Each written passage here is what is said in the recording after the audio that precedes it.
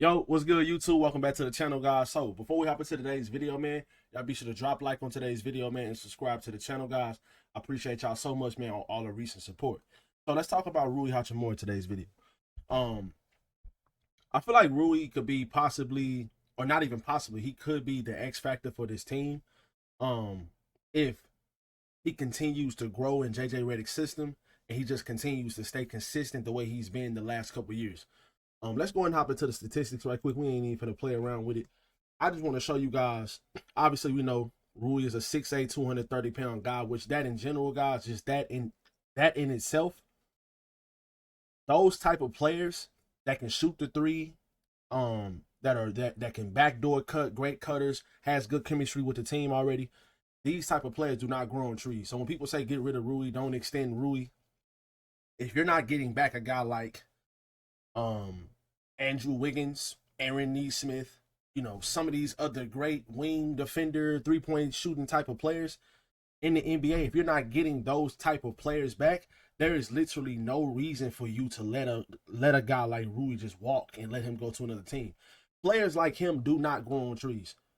Like, that's one of the, I think this might have been, other than like the Luka trade, obviously, getting Rui Hachimura on the Lakers was like probably Rob Pelinka's best move, because he is a consistent contributor to this team in the regular season and in the postseason when he's healthy. And we only gave up Kendrick Nunn, who's out of the league now, and multiple second-round picks to get Rui Hachimura. He's still young. He's in his 20s. He averaged 13 points a game last season. He shot 40% from three. He can shoot the mid-range. He's automatic from the mid-range. I wish that JJ Redick would let him go back to that a little bit more this season. I know JJ really doesn't. He's really against shooting mid-range jump shots. He's completely against it. But Rui is so good at that, and he takes advantages of smaller guards and smaller matchups. When they switch on to him and stuff like that in the post, he can score out of the post. He can shoot over people. He has a perfect jump shot.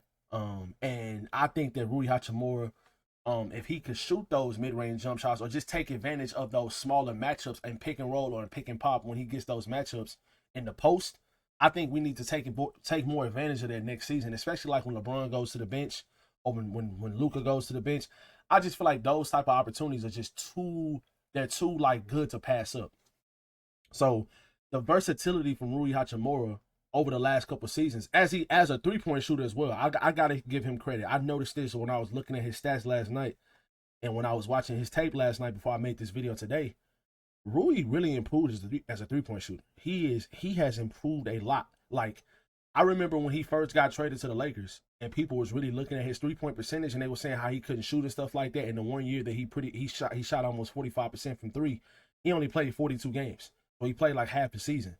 So they really wasn't really considering that season. But just in general, like, he shot 32% in 2022-23, I think, before he came over to the Lakers, right? Yeah. Before he came over to the Lakers that season, he played 63 total games.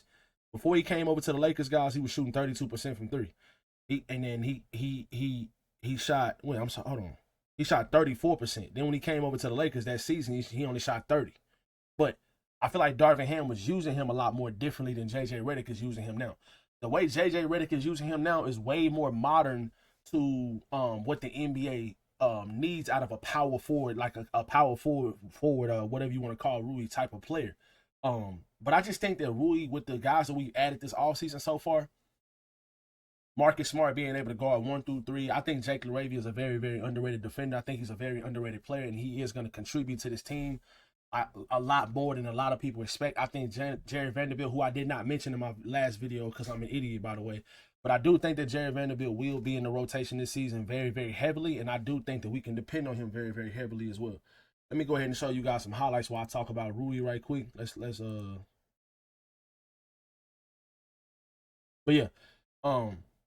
yeah, just in general, I do think that Jerry Vanderbilt is going to be in the rotation this season. And I don't know why I left him out of my last video, but my point is with Jerry Vanderbilt is he's going to be back to playing his regular position on defense. And what I mean by that is he's not going to be playing small ball 5.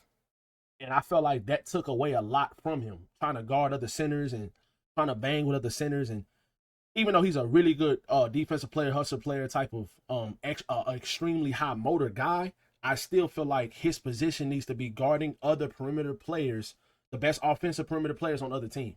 That's what Jared Vanderbilt is best at. Getting in the passing lanes, just playing defense on the perimeter, chasing around players, stuff like that. That's what he does at an elite level. You get Vanderbilt in the game for about 12 to 18 to 20 minutes a night and just let him just unleash all of that energy. That's where he's best. And what I mean by that is all of these guys, the guys that you added this offseason, and Jared Vanderbilt, Jake LaRavia and Marcus Smart, and then you get Jared Vanderbilt back to his regular position. This is gonna unlock Rui to be able to be the third best defender on the court at times some nights, and him allow him to just do what he does offensively. I really would like to see him go back to shooting more mid-range jump shots, if not just like that right there, like an example. But that's a great skill of Rui's, him, and this right here. This is what I'm talking about. That right there, that play right there, bro, is exactly what I'm talking about. Posting up smaller guards, because in my opinion, that play right there, you had Steph Curry on him, but it's gonna be most nights, most of the best defenders on the other team are gonna be guarding Luka, LeBron, and Austin. So most of the time, some of the other guards on the other team, smaller guards like Steph Curry, who likes to hide from the best defender or best offensive players, who always wants to hide, they're gonna be on Rui Hachimura. And then you can just take complete advantage of a smaller player being on Rui, because he's so good out of the post. He's so good at shooting the mid-range. And on top of that, he's a 40% three-point shooter. Players like him, guys, I just want to show Rui some love, bro, because players like Rui Hachimura, they do not grow on trees, bro. Like, they just don't grow on trees. And we got to start showing Rui some love, because even though he's not the perfect player, I lose my whole entire mind sometimes watching him defensively. Like, and it's the simplest stuff. It's not like he's just a horrible defender or anything like that, like Dalton Connect. But in my opinion, like, he's been, like, he'll just, like, mess up the easiest rotation defensively. Or, like, it'd be like, Rui, okay, if you're on defense, can you see man and ball? Can you see both of them at the same time? It's like he only sees the ball and he just loses his man sometimes. Or vice versa. He only sees his man and he just loses the ball sometimes. And he should be so much of a better defender because of his athleticism and his length. He should be a much better defender. He should be a much better rebounder as well. But I still feel like what he brings to this team offensively, and not being a terrible defender, and possibly even improving this season with another season under JJ Redick, I think that Rui Hachimura could be the X factor to this team, because if he has a successful season and he plays like he did last season with the guys we've added, like Aiden and Smart, being factors on this team, Luka Doncic, in my opinion, going to be in the MVP race again, probably the favorite, in my opinion, to win next season with the shape he's in and the drive and the motive he's going to have to play next season. I think that Rui Hachimura can be absolutely huge for this team as the fourth or fifth option, whatever you want to call him. I just see another great year for Rui. I think he can have a career year this season. And a lot of people don't like to show Rui a lot of love, man. And I just wanted to show him some love in this video, guys, because guys like him do not grow on trees. And then on top of all of that, he's not like a playoff, like, he doesn't, like, the playoffs, the moment does not, it's not too big for him. He's played well. He's had great postseason games. Even in this game right here that we should have won, this in the Minnesota series last season. We down 2-1 and Rui had like 20 plus points. He was knocking down timely threes. He was amazing in this game. He was amazing in the postseason in general for his role on this team. He has been good every single year. We cannot forget about the Memphis game a couple years ago. And then in the Western Conference Finals a couple years ago, when he first got on the team, he had that one game in Denver. He started the game off like 9 for 9 or something like that. I can't remember exactly what it was. I believe it was like game 2. He started off like 9 for 9. Like, he's had some great playoff moments.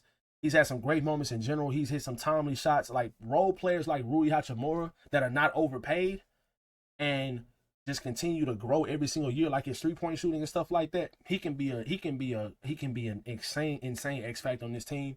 And Rui Hachimura, if he can stay consistent and continue to grow in JJ Redick's system, I really love Rui Hachimura on this new look Lakers team.